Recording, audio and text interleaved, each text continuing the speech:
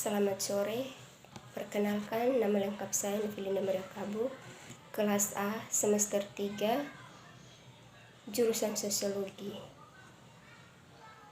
Pada video kali ini, saya akan menjelaskan buku pertama, yaitu Teori Sosiologi Modern, dan materi yang akan saya jelaskan yaitu Teori Sosiologi Kontemporer. Kita pelajari bahwa teori sosiologi kontemporer itu terbagi ke dalam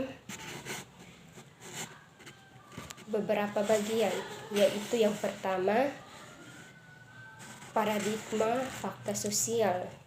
Paradigma fakta sosial ini berbicara mengenai sebuah landasan batasan bagi perilaku manusia atau individu yang harus kita patuhi untuk menciptakan sebuah tatanan kehidupan bermasyarakat yang lebih teratur dan damai.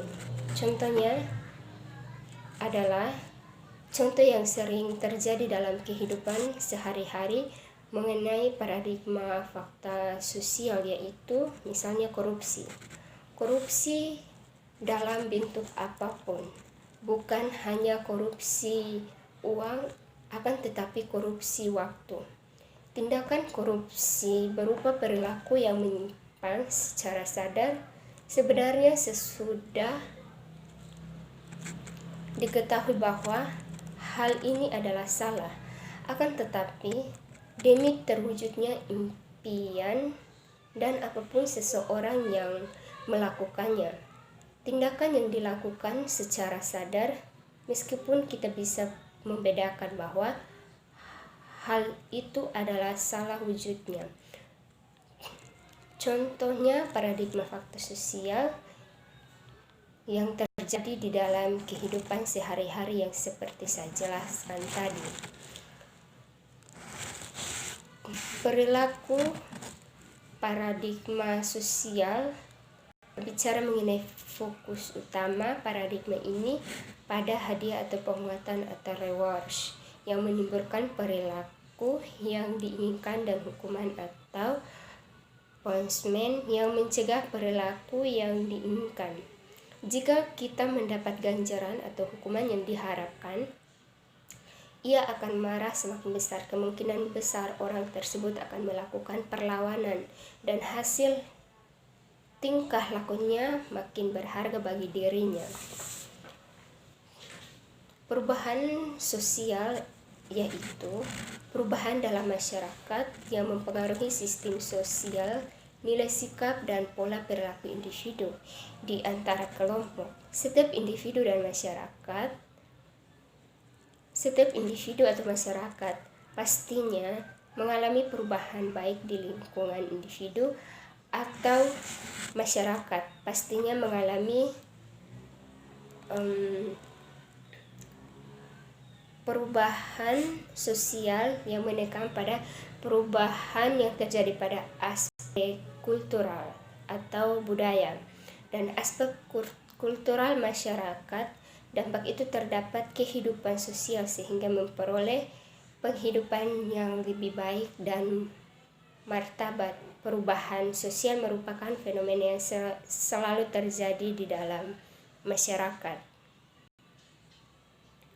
Perubahan kadang-kadang dibuat kemudian antara proses perubahan antara struktur sosial dalam arti spesifik dari perubahan sosial tergantung pada entitas sosial yang dipertimbangkan. Perubahan dalam kelompok kecil mungkin penting pada tingkat kelompok, tapi dapat diabaikan pada tingkat masyarakat yang lebih besar. Perubahan sosial yang terjadi di dalam masyarakat disebabkan adanya faktor pendorong, baik dari faktor luar maupun dari faktor dalam. Perubahan sosial itu yang tidak akan pernah selesai untuk diperdebatkan oleh isu-isu yang berkembang dalam kehidupan masyarakat. Perubahan cepat atau revolusi perubahan sosial yang berlangsung cepat karena menyangkut unsur-unsur kehidupan atau lembaga kemasyarakatan.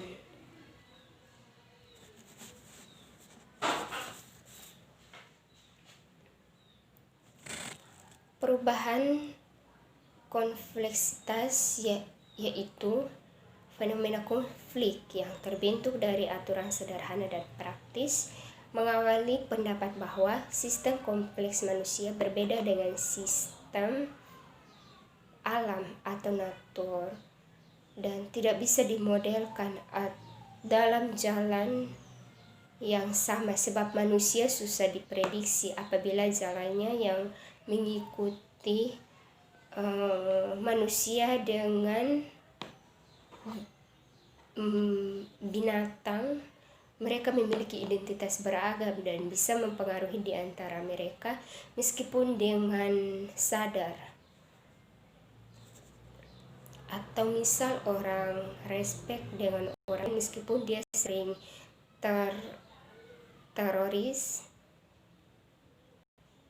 mereka membuat keputusan berdasarkan pola sukses dan gagal masa lampau daripada logika aturan yang dapat dijelaskan.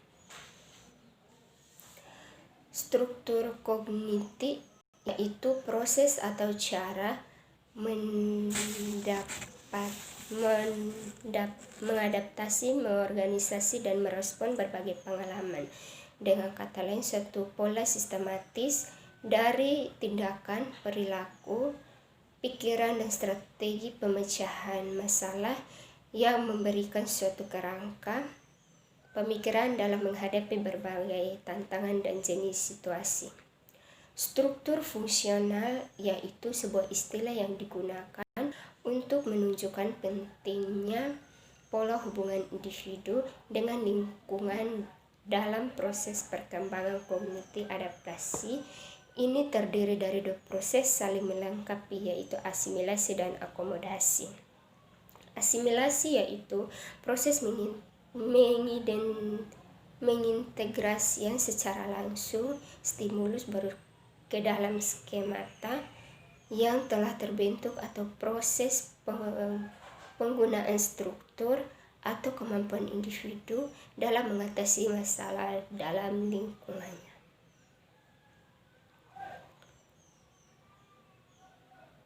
Akomodasi yaitu proses pengintegrasian stimulus baru ke dalam skema yang telah terbentuk secara tidak langsung atau proses perubahan respons individu terhadap stimulus lingkungan.